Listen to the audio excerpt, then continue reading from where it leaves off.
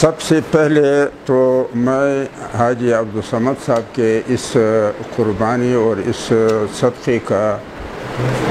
शुक्रिया भी अदा करूँगा और दुआ भी हूँगा कि अल्लाह उसके इस सदक़े को कबूल फरमाए, ज़माने की मुश्किलात और मसाइब से उसकी और उसकी तमाम अहले खाना और की हिफाजत फरमाए।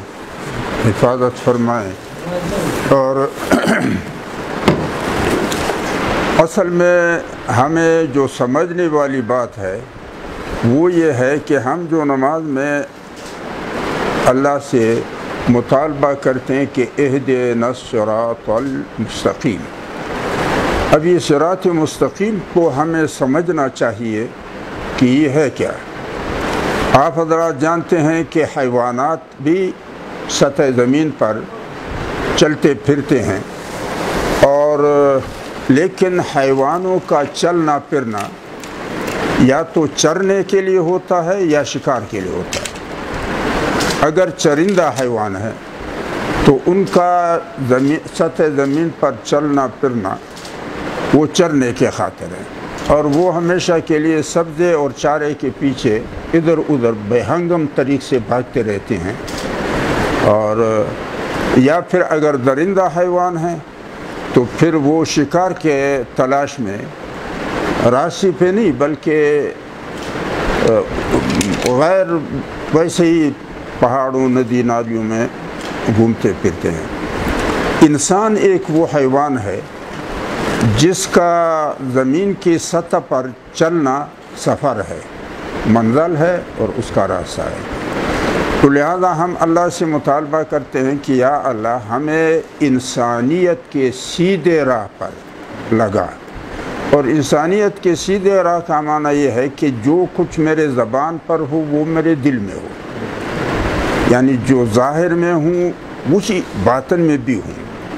जो मेरा कौल है वही मेरा अमल भी हो। जिस तरह मैं सामने नज़र आता हूँ पीठ पीछे भी मैं वही साबित हूँ। और जिस किस्म की शख्सियत आज मेरे लोगों को नज़र आती है आने वाले कल में भी मेरी शख्सियत वही रहे। जो कुछ मैं अपने लिए खैर समझता हूँ उसी फ़िक्र और किरदार को मैं दूसरों के लिए भी अपनाऊँ। तो जब मेरे किरदार में तौहीद होगा तो मैं सिरात मुस्तकीम पे होऊंगा और मेरी शख्सियत में यकसूई होगी। और यकसू इंसानों के दरमियान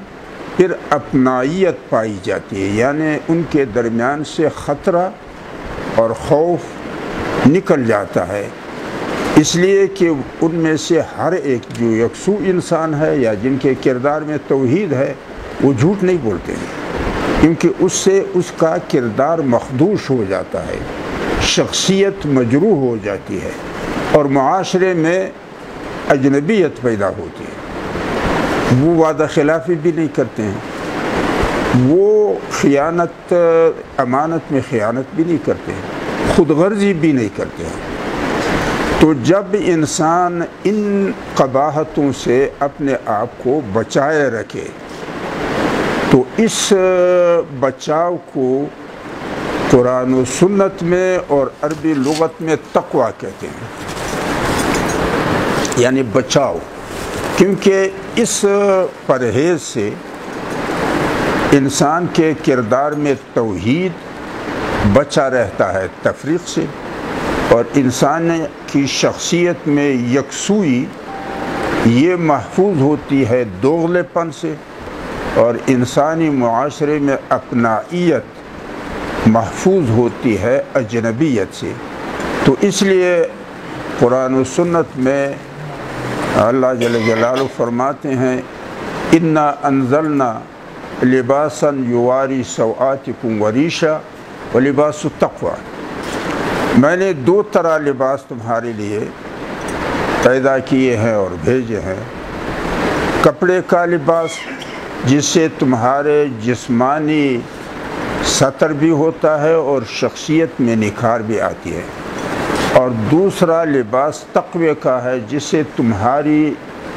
हैवानी कमज़ोरियाँ पोशीदा रहती हैं और इंसानी खूबियाँ نکھر کر ظاہر ہوتی ہے۔ تو اس لیے ہمارے ساتھیوں کو خود بھی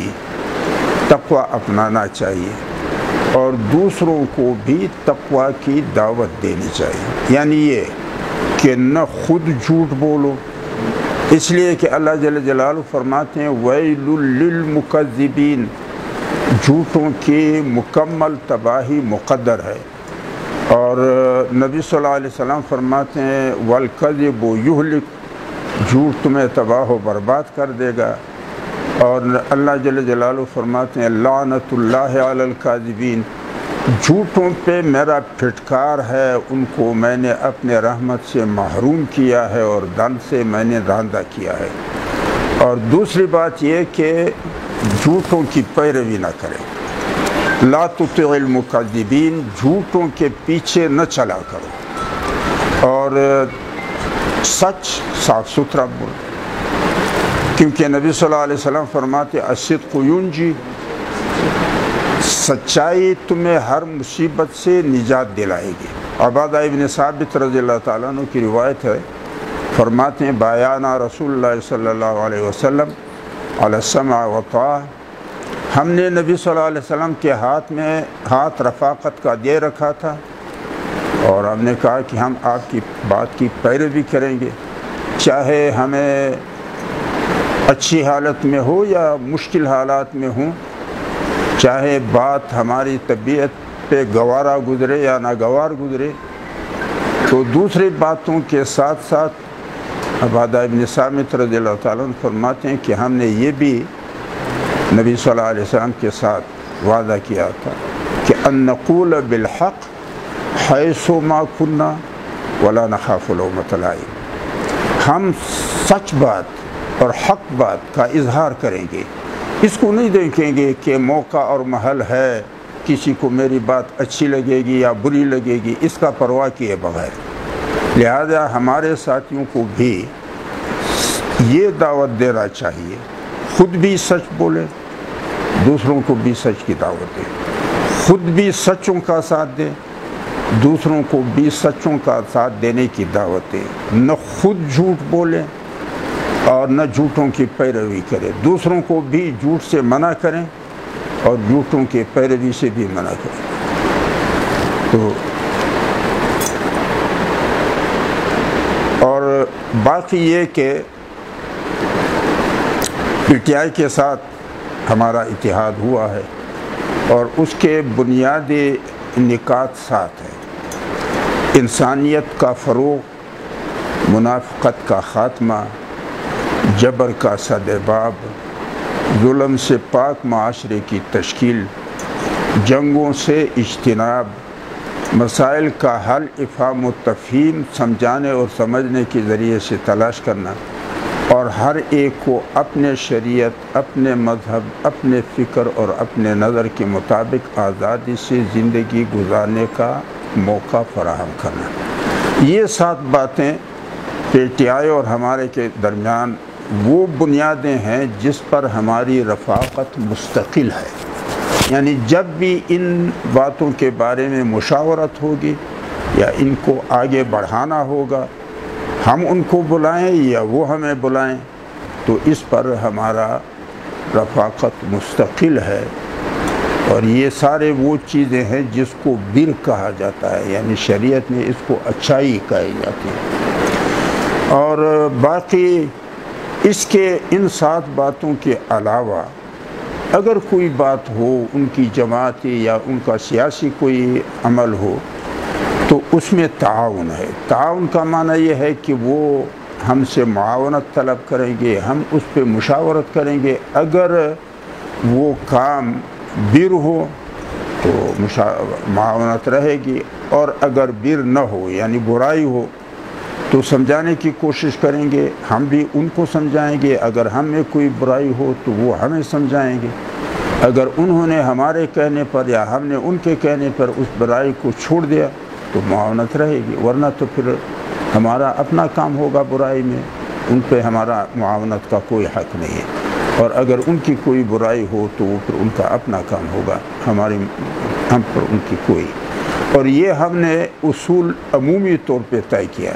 کہ کوئی بھی کسی بھی سطح پر کسی بھی ساتھی سے اگر کسی معاملے میں معاونت طلب کرے تو پھر اپنے سطح کے ساتھی آپس میں مشورہ کریں، کیونکہ اللہ جل جلالہ فرماتے ہیں وَأَمْرُهُمْ شُورَى بَيْنَهُمْ، مومنین کا جو زندگی کے معاملات ہوں گے وہ باہمی مشاورت سے ہوں گے، تو مشورہ کریں گے،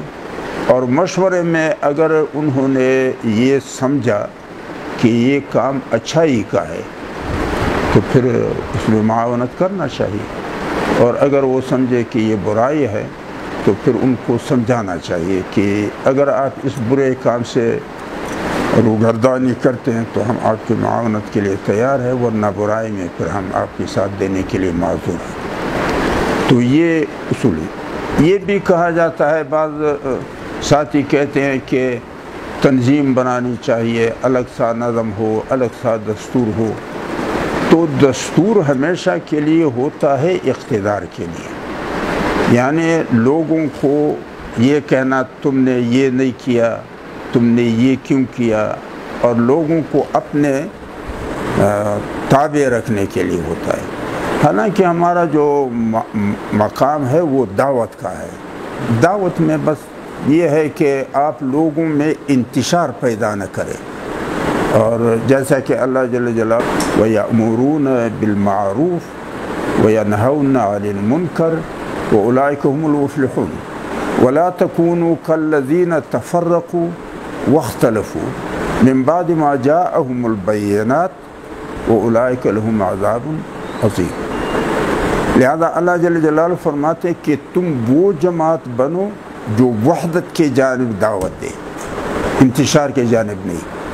لہذا ہمارے ساتھیوں کو چاہیے کہ مجالس میں وہ باتیں کریں جو لوگوں میں اچھائی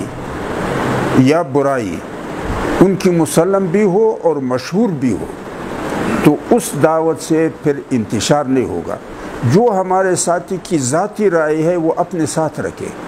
وہ اس کا اپنا ہے، اور اگر اس کو دعوت کا بنیاد بنائے گا تو چونکہ لوگوں کا اس کے ساتھ اتفاق ہوگا نہیں تو اس سے انتشار پیدا ہوگا۔ تو انتشار کی صورت میں انسانی صلاحیتیں تخریب پر صرف ہوتی ہیں،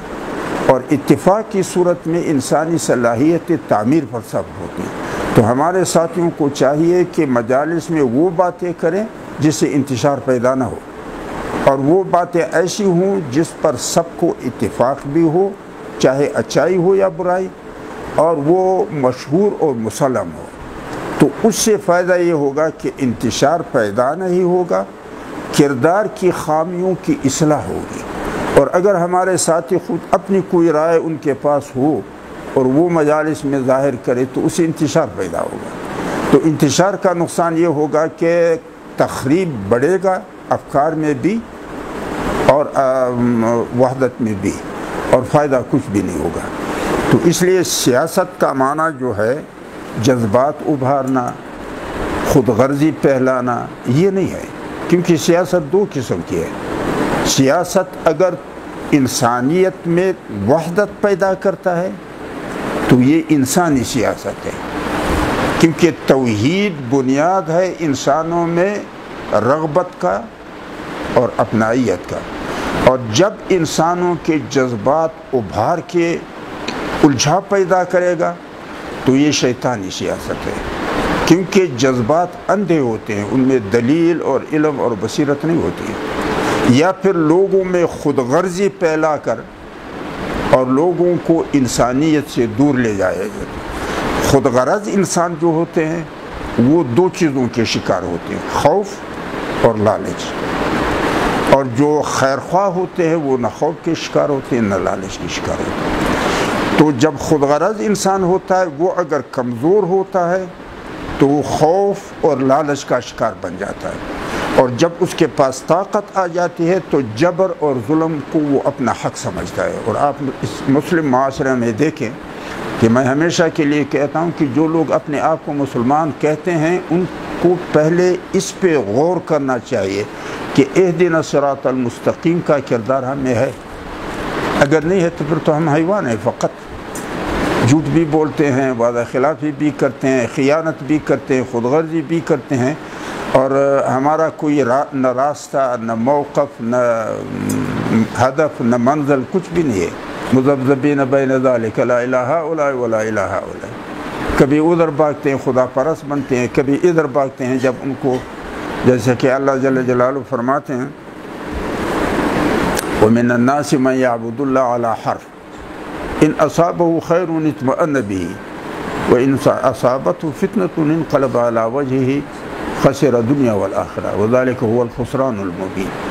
خود غرض لوگ ایسے ہوتے ہیں کہ وہ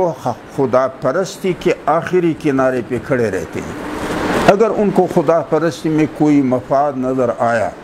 بس وہ بہت بڑا خدا پرست ہے، اتنی لمبی زبان اس کی ہوتی ہے، اور اگر کوئی بھی مشکل اس کو نظر آیا جس طرف رخ ہے اسی طرف چل پڑتا ہے، اللہ کا دین ہے، اللہ سنبھالے گا، ہم غریب لوگ ہیں۔ تو اللہ جل جلالہ فرماتے ہیں ان کی دنیا اور آخرت دونوں تباہ ہے، نہ دنیا کے رہے، وہ کہتے ہیں دھوبی کا کتا، نہ گھر کا نہ گھاٹ کا، نہ دین کا نہ دنیا کا، کچھ کسی بھی نہیں رہتے۔ لہذا ہمارے ساتھیوں کو خود بھی خود غرضی سے بچنا چاہیے، لالچ سے بچنا چاہیے، خوف اللہ کی سوا کیا ہے؟ اللہ جل جلالہ فرماتے ہیں ذالکم الشیطان یخوف اولیاءہ فلا تخافوا وخافونی، یہ شیطان ہے جو اپنے دوستوں کو ڈراتا ہے یا اپنے دوستوں سے دوسروں کو ڈراتا ہے۔ یہ جو آپ دیکھتے ہیں یہ مسلح تنظیمیں جو ہیں، یہ پہلے ہمارے ادارے ان کو لالچ میں مبتلا کر لیتے ہیں، جب وہ لالچ میں پھنس جاتے ہیں پھر اس کو ریکارڈ دکھا کر کے ان کو ڈراتے ہیں، پھر ڈرانے کے بعد پھر وہ ہم پہ روانہ کرتے ہیں کہ ہم ان سے ڈر جائیں۔ تو اس لیے اللہ جل جلالہ فرماتے ہیں ذالکم الشیطان، یہ شیطانی عمل ہے جو اپنے دوستوں کو ڈراتا ہے یا اپنے دوستوں سے لوگوں کو ڈراتا ہے۔ فلا تخافوا، کسی سے نہ ڈرو، کسی کے ہاتھ میں نہ موت ہے اور نہ حیات، نہ عزت ہے نہ ذلت ہے، نہ دولت ہے نہ غربت ہے، سب کچھ اللہ کے پاس ہے۔ تو پھر خوف کس چیز کا؟ اور ہمیشہ کے لیے غلام بننے کے لیے دو چیزیں ہیں، ڈرانا اور للچانا، یا لالچ دے یا ڈرائے۔ تو جو ڈر جاتا ہے وہ بھی غلام بن جاتا ہے، اور جو لالچ میں مبتلا ہوتا ہے وہ بھی غلام بن جاتا ہے۔ آزادی کے لیے یہ ہے کہ اپنے دل سے خوف سوائے اللہ اور لالچ سوائے اللہ نکال دیا جائے۔ وآخر دعوانا الحمدللہ۔